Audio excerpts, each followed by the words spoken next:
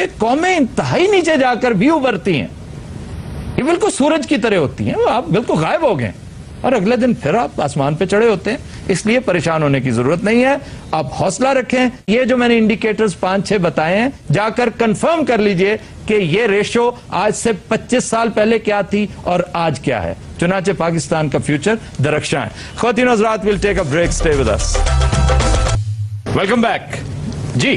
खबर है कि लाहौर के जीपीओ चौक में फुटपाथ पर बैठे एक नजूमी का तोता तोप चलाते हुए बुरी तरह झुलस गया। सर जी को आम तोता थी, इसने फाल निकाली थी कि परवेज मुशर्रफ यहाँ से चले जाएंगे और नवाज शरीफ की पार्टी पंजाब में इक्तदार में आएगी। वाह वाह, तदी सड़ गया हुण। काश उसे चौधरी साहब होंगे तोता बच सकता सी सर। हो किस तरह इंज उन्हें अग लगी, इन्होंने उत्ते मिट्टी पा देनी सी। नाल दे तोते पुछना तू एडा काला क्यों? मैं लारी एडे काम करदा, मैं मिस्त्रियां दा तोता, मैं बोलना तो ब्रेक सही होंदी। नजूमी दी औलाद ते है ही नहीं, बस तोता ही है तो सब कुछ ही। तोड़ा तो सब कुछ ही सड़ गया। तोता जल क्या गया, तूने तो मेरे घर में रास्ते बना लिए। एडा शकेब जलाली दा तोता। तो अब नजूमी तुम्हारा कारोबार बंद हो गया है? कारोबार ते बंद ही होना, तोते ते पल्ले ही कुछ नहीं रहा जनाब, सारे वाल सड़ के नंगा जिहा हो गया। शुक्र करो फांसी चंदर नहीं हो गई। लेकिन बच्चे तो इसे चाहिए उन्होंने हरे रंग का 2 पीस समा दे।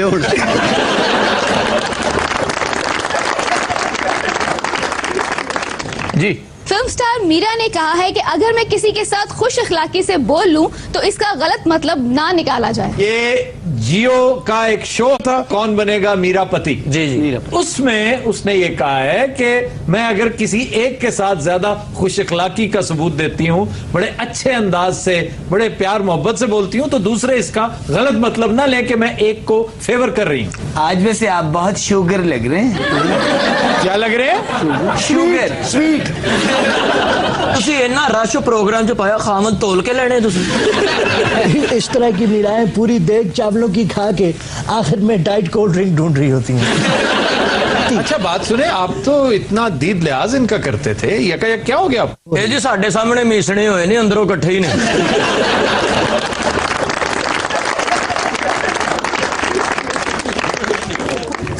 कांगो के गार से कदीम तरीन इंसानी ढांचा बरामद। लो जी, मनो ना मनो, ये कोई शाह जी दा वाकफ सी जेड़ा नाल उदों ही रहा। शाह जी किधर से आगे? शाह जी दा दौर वैसे मजेदार सी जनाब, की फिल्मां बनदियां सी उस दौर। अपने परछावां वेख के कहना लो जी फिल्म शुरू हो गई। लम्मा परछावां जिदा होना ना कहना हीरो आ गया। बारिश होनी तो कहना हाफ टाइम होया। अच्छा, जब बारिश नहीं होती थी हाफ टाइम होता ही नहीं था। नहीं फिर नहीं सी हुंदा जी। 600 साल दी फिल्म हुंदी सी, ओदे विच अपने बच्चे भी जवान हो जाने, अगले दिन भी हो जाने। सर वैसे बोल भी उस दौर दी फिल्म लगदी। वो कैसे? वो भी सुनिया सर, बहुत लंबी है, बंदा 2 बारी शेव कर लेंदा फिल्म देख।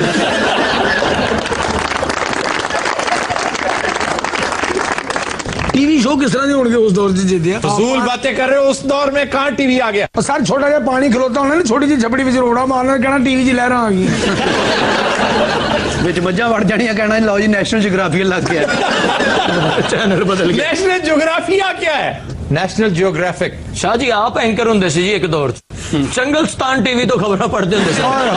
फिर कहना लेते हैं छोटी सी ब्रेक। हाँ, तो ब्रेक लैन चले जाना, ब्रेक लेके साल बाद वापस आना, फिर प्रोग्राम उतो शुरू कर। ब्रेक कौन सी? ऐ साइकिल वाली। वो तो मुंह च ब्रेक हुंदी सी।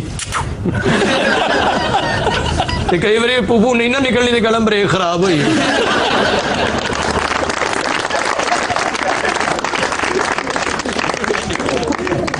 खबर है कि राजस्थान में एक सन्यासी की दी हुई जड़ी बूटियां खाने से आप अपनी पसंद के ख्वाब देख सकते हैं। तुसी लिखाओ बूटियां जनाब, सुबह वेख्या होगा पाकिस्तान तुहाडे नाम होया है। तो पहले क्या है? पहले नहीं है उनके नाम? सर जी उन्हें रजिस्ट्री बन जाएगी ना फिर ख्वाब वेखन देना। ये सन्यासी केड़ा आज नहीं जिन्हें क्या बाबा जी जी मैं सदर बनना चाहना, तुहाडे कोल कोई एहो जी बूटी है वे? हल्के नमक दी चाह पी ना, सफेद मूसली खा।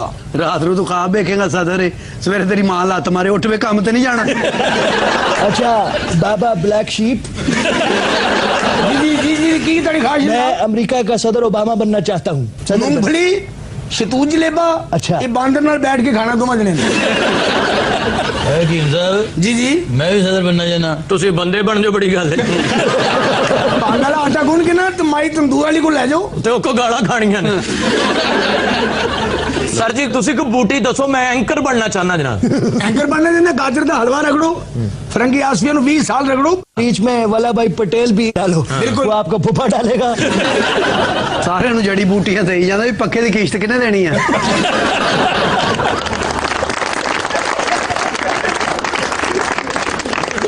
जी खबर है कि कसूर में डंडा बरदार खवातीन ने एक बार फिर लोड शेडिंग के खिलाफ जुलूस निकाला। हेलो डंडे लेके चल गई सारे वापटा दे कपड़े तो आईਆਂ ਨੇ ਯਕੀਨ ਕਰੋ ਸਰ ਰਾਤ ਨੂੰ ਸਾਰਾ ਟੱਬਰ ਕਮੀਜ਼ਾਂ ਲਾ ਕੇ ਬਾਹਰ ਇੰਜ ਬੈਠੇ ਹੁੰਦੇ ਜਿਵੇਂ ਚੋਰੀ ਹੋ ਗਈ। ਬਿਜਲੀ ਦੀ ਵਜ੍ਹਾ ਤੋਂ ਹਾਂਜੀ। ਹੋਰ ਸਾਡੀ ਵਜ੍ਹਾ ਤੋਂ ਮਾਨਮ ਗਲੀ ਹਨੇਰੇ ਚ ਮੰਜੀ ਡਾਈ ਹੁੰਦੀ ਚੌਕੀਦਾਰ ਸਾਈਕਲ ਲੈ ਕੇ ਵਿੱਚ ਵੱਜਦਾ ਸਰ ਰਿਸ਼ਤੇ ਤੋਂ ਇਨਕਾਰ ਹੋ ਗਏ। ਇੱਕ ਮੁੰਡਾ ਆਇਆ ਕੁੜੀ ਵੇਖਣ, ਉਹਨੇ ਕਿਹਾ ਬੇਟਾ ਕੀ ਕਰਦੇ ਹੋ? ਕਹਿੰਦਾ ਜੀ ਮੈਂ ਵਾਪਟਾ 'ਚ ਲੱਗਾ। ਕਹਿੰਦਾ ਉੱਠ।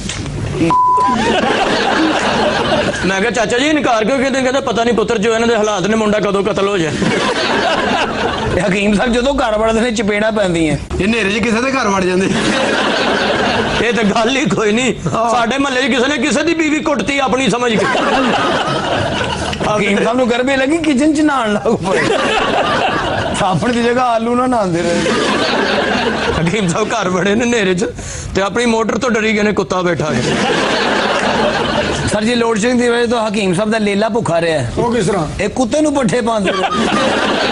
ਲੇਲੇ ਨੂੰ ਬਾਹਰ ਖੰਭੇ ਨਾ ਬੰਨ੍ਹ ਵੀ ਤੂੰ ਰਖਵਾਲੀ ਕਰ। ਹਕੀਮ ਸਾਹਿਬ ਜੀ ਹਨੇਰੇ 'ਚ ਆਪਣੇ ਵੱਡੇ ਮੁੰਡੇ ਨੂੰ ਕਹਿੰਦੇ ਰਹੇ ਨੇ, ਅੱਬਾ ਜੀ ਤੁਹਾਡੇ ਕੋਲ ਮਾਚਿਸ ਹੈਗੀ। ਐਮਰਜੈਂਸੀ ਬਰਫ਼ ਲੈਣ ਗਏ ਤੇ ਚਾਚੀ ਵਾਲੀ ਕਮੀਜ਼ ਪਾ ਗਏ ਨੇ। ਉਹਦੇ ਦੁਕਾਨਦਾਰ ਵਾਲੇ ਕੋਲ ਨੱਚ ਕੇ ਬਰਫ਼ ਲਾਇਆ। फजूल बातें हैं। हनेरे च चूहा फड़ लिया, केले किने सुटेगा?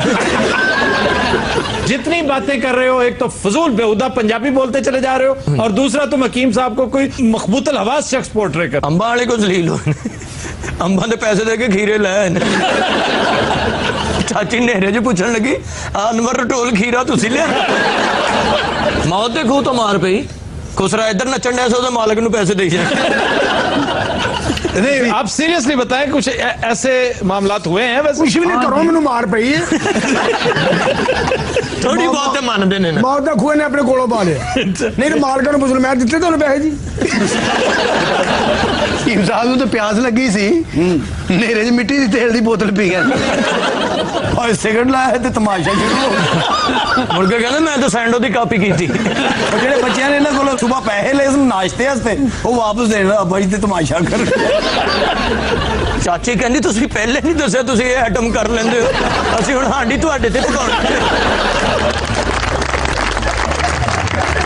तो जी नाज़रीन, आज के शो का वक्त खत्म हुआ। आपसे मुलाकात होगी इंशाल्लाह नेक्स्ट वीक। इजाजत दीजिए, अल्लाह हाफिज़। नासिर, ਇਹ ਸਾਰਾ ਕੁਝ ਹਨੇਰੇ 'ਚ ਮੇਰੇ ਨਾਲ ਹੀ ਹੋਇਆ। ਮੇਰੇ ਨਾਲ ਹੀ ਹੋਇਆ बस ਸਾਰਾ ਕੁਝ ਮੇਰੇ हकीम ਨਾਲ। साहब,